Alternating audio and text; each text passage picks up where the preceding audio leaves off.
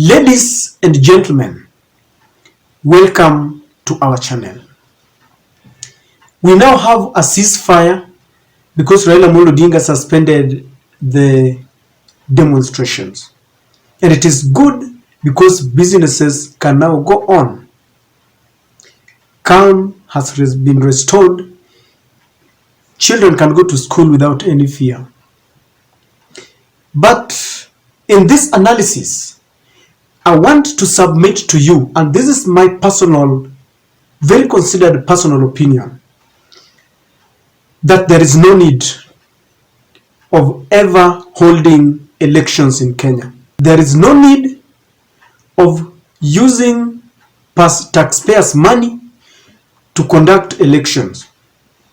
For those who have watched our elections since 2007, when the then administration robbed Raila-Ruto Odinga of his victory, and the people who are at the center of that robbery with violence is the European Union and the USA. After ensuring that they installed their man, they came back with a handshake, a truce, and they forced Raila-Ruto Odinga to shake hands with the Kibaki, the former president. Then there was a coalition government where Raila became the prime minister. Kibaki maintained the status quo as the president. Raila ranged his troops, and in 2013, the government of the day, or those people who had been identified, became the president, the Raila-Ruto government. Again, the USA was involved. There was a quiet handshake, and Jimmy Wanjigi reveals that they were in their house where they broke a truce. In 2017, the same thing happened after Maraga courageously nullified those elections and ordered the IEBC to restructure itself so that people could go for a rerun. The IEBC did not do that because they were under the protection of the administration, still the Raila-Ruto government. And the Delaware Senator, Chris Coons, was at the center of talks. He came and there was a negotiated democracy where Raila shook hands with Uhuru Kenyatta, the former president, and there was peace, but there was no justice.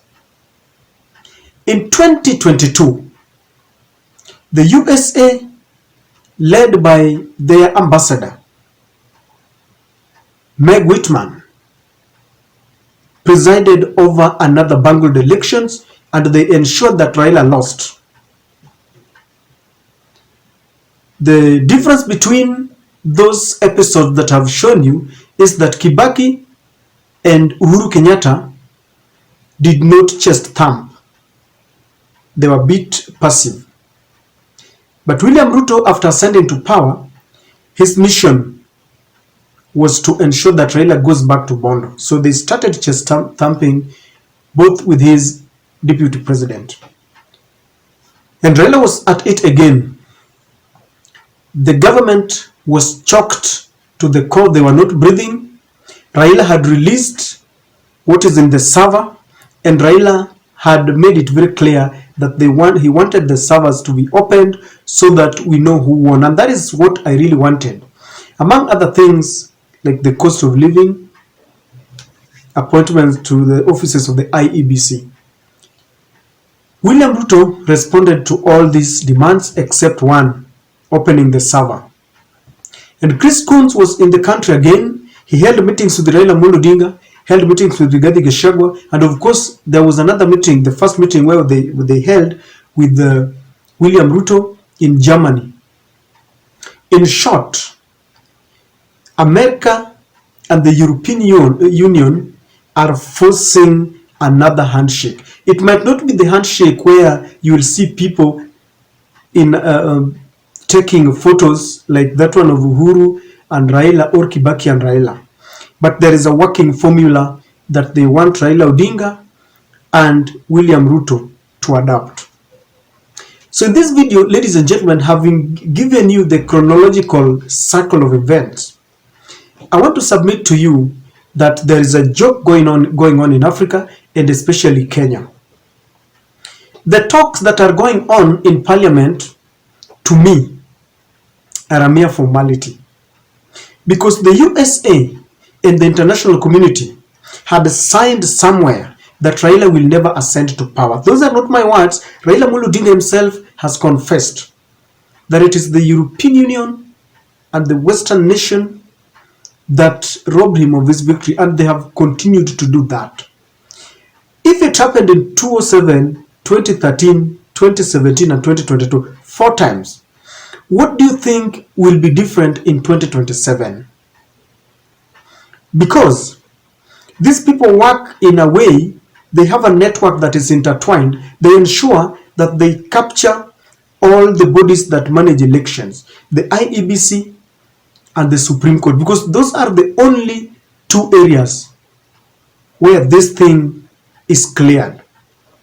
They ensure that the IEBC pronounces you as the winner, and then they tell you to go to court. A court that has already been predetermined. There's a predetermined outcome. They thwart all your prayers and they tell you it was a wild goose chase. So in 2027, we should not go for any elections, because after every election, remember, do you know how much it costs to conduct a Kenyan election? Like in the last one, Kenya used 44.6 billion Kenyan shillings.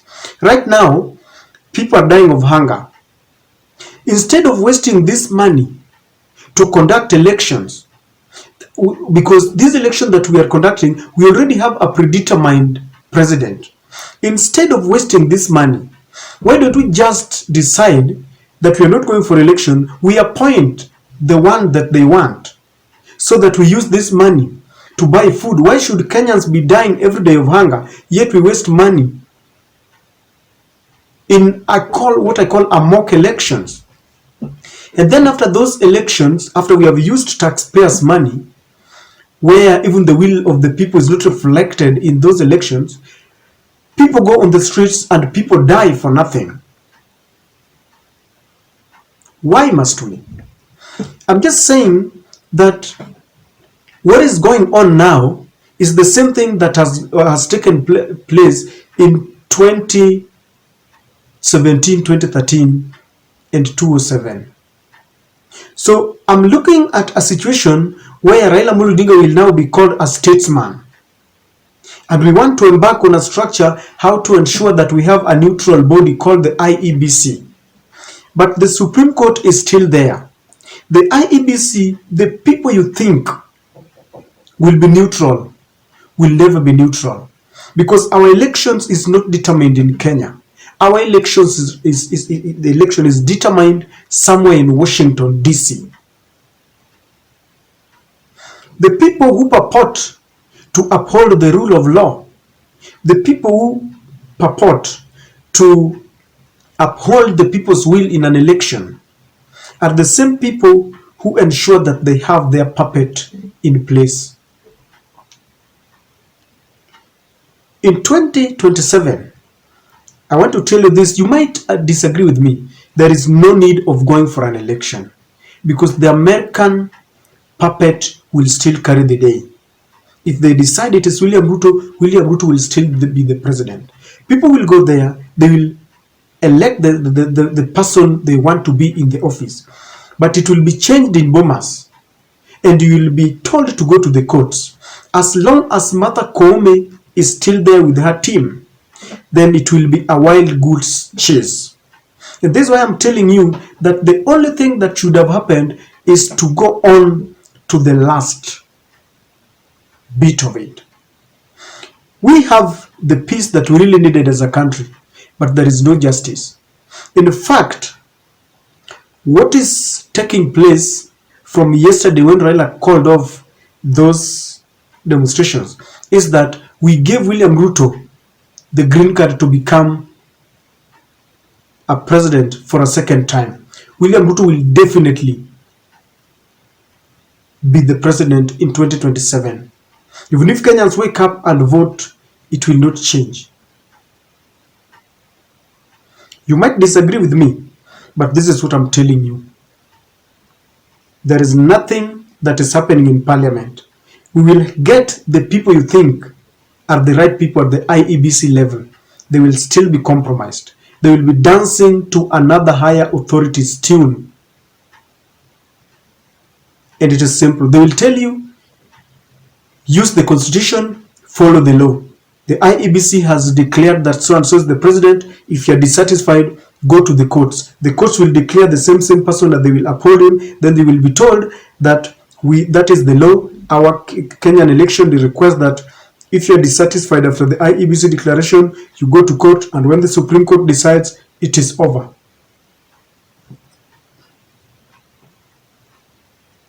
Let us not waste time. Let us not pretend. This is the same circle that we have gone through over and over again. Without opening the server, all this that we are doing is, these are sideshows. They will yield to nothing. We need to open the server. That is where the elephant in the room lies. I rest my case.